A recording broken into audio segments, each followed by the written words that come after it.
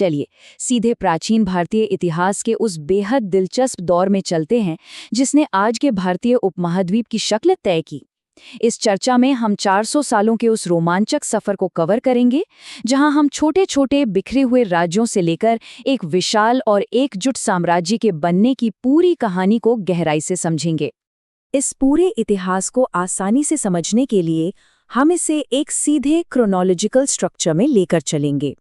हम 16 महाजनपदों की उठापटक से शुरू करेंगे, मगध के ताकतवर होने की कहानी देखेंगे, सिकंदर की एंट्री, मौर्य साम्राज्य का बनना, सम्राट अशोक का समाज और फिर आखिर में इस विशाल साम्राज्य के ढह जाने के कारणों का विश्लेषण करेंगे। तो हमारी यह कहानी शुरू होती है वैदिक भारत से, एक ऐसा वक्त जहां हर तरफ भयंकर प्रतिस्पर्धा थी, युद्ध थे और हर कोई अपनी एक अलग क्षेत्रीय पहचान बनाने में लगा हुआ था। अब इस दौर को समझने के लिए जनपद शब्द बहुत अहम है। सुनने में ये एक आम सा शब्द लगता है, लेकिन इसका असल मतलब बहुत गहरा है। जन का मतलब है लोग और पद का मतलब है पैर, यानी ये वो समय था जब घुमंतु कबीलों और शक्तिशाली आर्य जनजातियों ने पहली बार एक जगह टिककर अपने कदम जमाए और अपनी खुद की क्षेत्रीय सीमाएं बनाईं। जरा 600 ईसा पूर्व के उस दौर की कल्पना कीजिए। पूरा का पूरा भौगोलिक मंच 16 अलग अलग महाजनपदों में बटा हुआ था। ये उस वक्त से बहुत पहले की बात है जब किसी एक शासक ने पूरे उपमहाद्वीप को एक करने का सपना भी देखा होगा। कुरु, पांचाल, कोसल, अवंती, ये सभी सत्ता और वर्चस्व के लिए लगातार आपस में भिड़ रहे थे।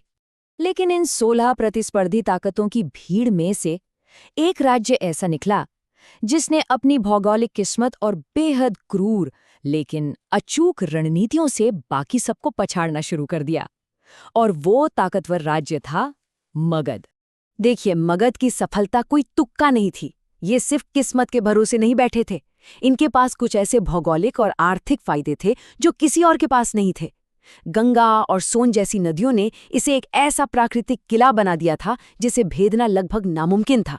ऊपर से इनके पास लोहे और तांबे के विशाल खजाने थे जिससे बेहतरीन हथियार बने। सेना में हाथियों का इतना भारी इस्तेमाल था कि दुश्मन खौफ खाते थे। और सबसे बड़ी बात, वहां का समाज पारंपरिक रूढ़ियों से काफी हद तक मुक्त था, जिसने नई और अलग तरह की सोच को पनपने का पूरा मौका दिया। और इनकी ताकत का अंदाजा इस बात से लगाइए, नंद राजवंश के आते आते मगध के पास 2 लाख पैदल सैनिकों की एक भयानक विशालकाय स्थायी सेना खड़ी हो चुकी थी। इतनी बड़ी फौज ने उन्हें गंगा के मैदानों में सबसे हावी होने वाली ताकत बना दिया था। खैर, अब एक तरफ पूरब में मगध अपनी सत्ता की जड़ें मजबूत कर रहा था, लेकिन उसी वक्त भारत के उत्तर पश्चिमी दरवाजे पर एक बहुत बड़ा तूफान दस्तक दे रहा था। 326 ईसा पूर्व का समय था।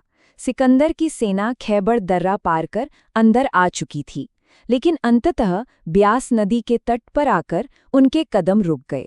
सिकंदर के सैनिक युद्ध लड़ लड़कर पूरी तरह थक चुके थे। उन्हें घर की याद सता रही थी। भारत की भयानक गर्मी उनसे बर्दाश्त नहीं हो रही थी। और सबसे बड़ा कारण, उन्हें पूर्व में इंतजार कर रही नंद साम्राज्य की विशाल सेनाओं की खौफनाक अफवाहें सुनने को मिली, जिसके बाद उन्हें हार मानकर पीछे हटना ही पड़ा। इस घटना के बारे में यूनानी इतिहासकार एरियन का एक कथन बहुत कुछ कहता है।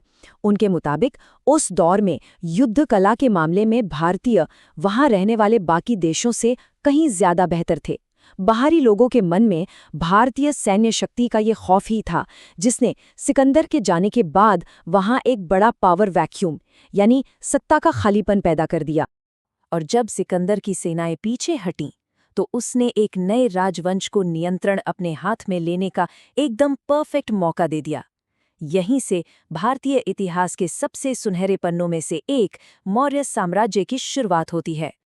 अगर हम मौर्य वंश के संस्थापकों के क्रम को देखें तो चंद्रगुप्त मौर्य ने नंदवंश को उखाड़कर शुरुआत की, फिर बिंदुसार ने सत्ता संभाली और उसके बाद महान सम्राट अशोक का दौर आया। इन तीनों शासकों ने एक के बाद एक साम्राज्य की सीमाओं को जिस अविश्वसनीय रफ्तार से बढ़ाया, वो वाकई हैरान करने वाला है। एक बहुत ही कमाल की रणनीतिक जीत। देखिए, चंद्रगुप्त मौर्य ने सेल्यूकस निकेटर के साथ जो संधि की, उसमें उन्होंने केवल 500 युद्ध हाथियों के बदले यूनानियों से विशाल पश्चिमी क्षेत्र हासिल कर लिए। जरा सोचिए, इस एक मास्टर स्ट्रोक ने मौर्यों को बलूचिस्तान और पूर्वी अफगानिस्तान जैसे सुदूर इलाकों को अपने साम्राज्य में मिलाने की ताकत दे दी। प्राचीन विश्व में हाथियों की कीमत सच में अमूल्य थी। अब आते हैं इस राजवंश के तीसरे शासक सम्राट अशोक पर। इनके अधीन साम्राज्य अपने बिल्कुल चरम पर पहुंच गया। लेकिन सत्ता के इस शिखर पर पहुंचने के बाद कुछ ऐसा हुआ जिसने मौर्य साम्राज्य को एक गहरे वैचारिक परिवर्तन की तरफ ढकेल दिया। कलिंग युद्ध के भारी विनाश और नरसंहार को देखने के बाद अशोक का मन पूरी तरह से बदल गया। उन्होंने हिंसक सैन्य विस्तार के पारंपरिक तरीके, जिसे भेरी घोष कहा जाता था, उसे हमेशा के लिए त्याग दिया। उसकी जगह ली धम्मघोष ने। ये एक बिल्कुल नई नीति थी, जिसका मतलब था सांस्कृतिक, कूटनीतिक और नैतिक विजय। ये सिर्फ भारत ही नहीं, बल्कि विश्व इतिहास में शासकों के लिए एक बहुत बड़ा टर्निंग पॉइंट माना जाता है। ये शांति का दौर सिर्फ विचारों तक सीमित नहीं था, बल्कि इससे भौतिक संस्कृति में भी अविश्वसनीय प्रगति हुई। बेहद चमकदार और विशाल पत्थर के खंभे हों या चट्टानों पर उकेरे गए शिलालेख, ये सब इसी दौर की देन है। इन लिपियों और स्तंभों का इस्तेमाल करके राज्य की नीतियों को सीधे आम जनता तक पहुंचाया जाता था। उस जमाने का ये एक बहुत बड़ा मास कम्युनिकेशन का तरीका था। लेकिन इतने बड़े साम्राज्य को चलाना कोई बच्चों का खेल नहीं था। इसके लिए एक बेहद गहरी और संगठित नौकरशाही की जरूरत थी। कौटिल्य के अर्थशास्त्र में इसका पूरा ब्यौरा मिलता है। व्यापार और खेती को नियंत्रित करने के लिए 27 राज्य अधीक्षक बैठे थे। एक बहुत ही चौकस जासूसी व्यवस्था थी जो साम्राज्य की पल पल की खबर रखती थी।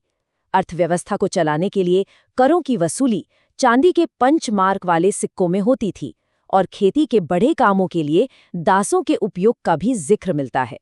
पर कोई भी सत्ता या साम्राज्य हमेशा के लिए अमर नहीं होता।